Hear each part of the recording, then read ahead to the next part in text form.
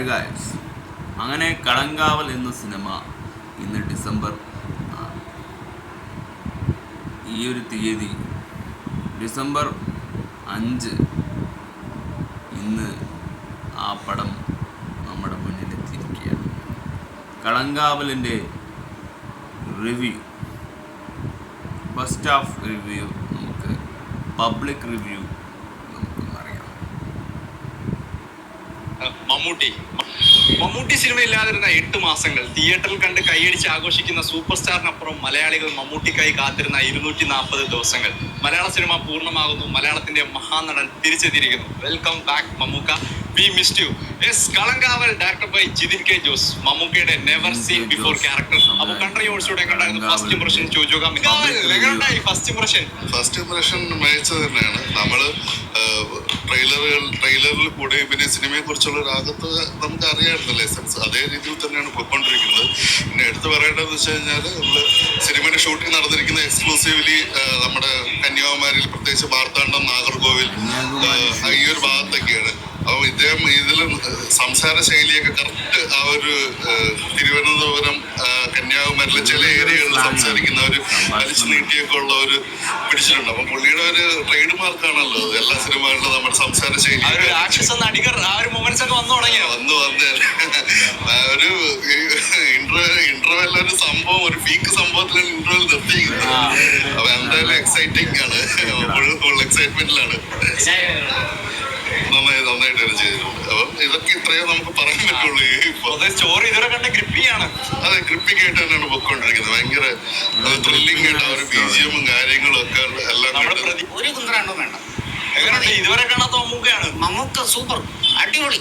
അടിപൊളി എന്ന് വെച്ചാൽ ഇന്റർവെല്ലിൽ കൊണ്ട് നടത്തിയിരിക്കുന്ന വെച്ചാൽ ട്വിസ്റ്റാണ്. കിടില സിനിമ നമ്മൾ പ്രതീക്ഷിച്ചതിനപ്പുറം അടിപൊളി.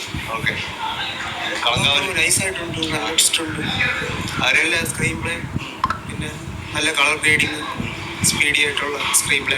സ്റ്റോറിയിലോട്ട് സ്റ്റോറി എങ്ങനെയുണ്ട്? സ്റ്റോറി നൈസായിട്ടുണ്ട് കേട്ടോ.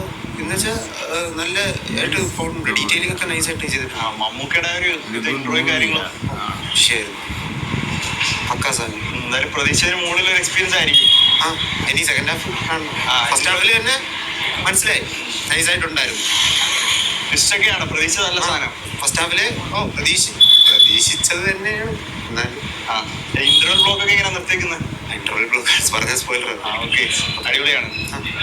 മമ്മൂട്ടി തകർത്ത്. പ്രതീക്ഷ ഉണ്ട്. ആ ഇൻട്രോ കഴിഞ്ഞിട്ടൊരു സാധനമുണ്ട്, അപ്പൊ തന്നെ നെട്ടി. ഇൻട്രോ കഴിഞ്ഞിട്ടൊരു സാധനമുണ്ട്, അത് ഞെട്ടുന്ന സാധനമാണ്. പ്രതീക്ഷിച്ചതല്ല മമ്മൂക്ക തകർത്തിട്ടുണ്ട്. ഇതുവരെ കാണാത്ത പുതിയ മമ്മൂക്ക. അതെ, അത് ഒരു സാധനം ഉണ്ട് അതിനകത്ത്. ആ ഇൻട്രോ കഴിഞ്ഞിട്ടുള്ളൊരു സാധനം നമ്മൾ ഒരു ഗൂസ് ബംപ് സാധനമാണ്. ഒന്ന് സിനിമ ഗ്രിപ്പിംഗ് ആണ് തീർച്ചയായിട്ടും. ഒരു ഇതിൽ കൊണ്ട് നിർത്തിയിട്ടുണ്ട്. നമുക്ക് അറിയാവുന്ന കഥ തന്നെയാണ്, അത് കണ്ടോണ്ടിരിക്കും. പ്രതീക്ഷ പോലെയാണ്. എങ്ങനെയുണ്ട്? കുഴപ്പമില്ല, കൊള്ളാം. ഇപ്പം നമ്മളൊരു ഇതിൽ കൊണ്ട് നിർത്തിയിട്ടുണ്ട്, ഒരു ഗ്രിപ്പ് സാധനത്തിൽ കൊണ്ട് നിർത്തിയിട്ടുണ്ട്. നമുക്കൊരു ഇൻട്രോ ഒക്കെ എങ്ങനെയുണ്ട്? ഇൻട്രോ സിമ്പിള്, പക്ഷെ അത് കഴിഞ്ഞൊരു ഗൂസ് ബംപ് സാധനമുണ്ട്. അതാണ് നമുക്ക് കാണാം. അതെ, നന്നായിട്ട് ചെയ്തിട്ടുണ്ട്. ഓക്കെ. അപ്പോൾ ഗായ്സ്, മമ്മൂട്ടിയുടെ കളങ്കാവൽ സിനിമയ്ക്ക് നല്ലൊരു അഭിപ്രായമാണ് നമ്മൾ കണ്ടത്, കേട്ടത്. അപ്പോൾ പബ്ലിക് റിവ്യൂ നന്നാവുമ്പോൾ നമുക്ക് ധൈര്യത്തിൽ ടിക്കറ്റ് എടുക്കാം.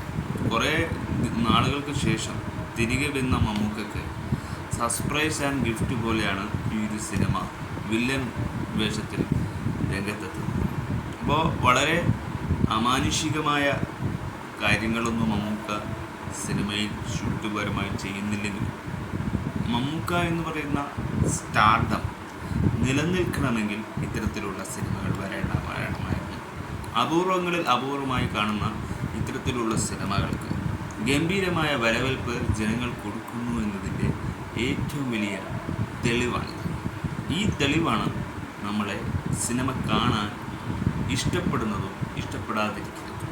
ഈ രണ്ട് കാര്യങ്ങളിൽ നമുക്ക് മികവും കുറവും ഉണ്ടെങ്കിലും Mammukka is a best actor എന്നത് യാതൊരു തർക്കവുമില്ല. അദ്ദേഹത്തെ പോലുള്ള അമാനുഷികമായിട്ടല്ലെങ്കിലും ഒരു സ്റ്റാർ എന്ന നിലയിൽ അദ്ദേഹത്തെ ബഹുമാനിക്കുന്നു, അദ്ദേഹത്തിൻ്റെ സിനിമകളെ വരവേൽക്കുന്നു. ഇത്തരത്തിലുള്ള മറ്റുള്ളവരുടെ സിനിമകളിലൂടെ രംഗപ്രവേശനം നടത്തുന്ന ഒരു ക്യാമിയോ റോൾ പോലെയാണ് പലരും നടത്തുന്നത്. ദിസ് അങ്ങനെയല്ല, ഒരു ഫുൾ ടേക്ക് തന്നെ നമുക്ക് റോളുണ്ട്. അപ്പോൾ എല്ലാ രീതിയിലും ഒരു ടെസ്റ്റ് പരമായിട്ടും ട്രിപ്പ് പരമായിട്ടും അങ്ങനെയുള്ള എല്ലാം ഒരു ബോണ്ട് ചെയ്തൊരു സിനിമയായിരിക്കും. ഫസ്റ്റ് ഹാഫ് കലയ്ക്കും, പിന്നെ സെക്കൻഡ് ഹാഫിലെ കാര്യങ്ങളൊക്കെ പിന്നീട് പറയാം. സ്പോയിലറാവാത്ത സ്റ്റോറി എന്ന രീതിയിൽ നമുക്ക് സംസാരിക്കാം. ഞാൻ സിനിമ കാണാൻ പോയില്ല, കാരണം ഇന്ന് ഫ്രൈഡേ ആണ്.